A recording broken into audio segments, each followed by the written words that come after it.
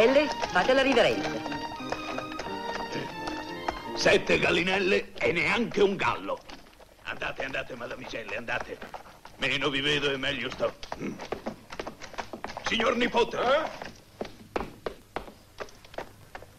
Che novità ci sono? Nessuna per ora, zio. Non è ancora nato, ma state tranquillo. Sarà maschio, ve lo prometto. Sono ben 7 volte che me lo prometti. Infatti ho 7 nipotine. Una volta mi sono messo d'impegno. Speriamo.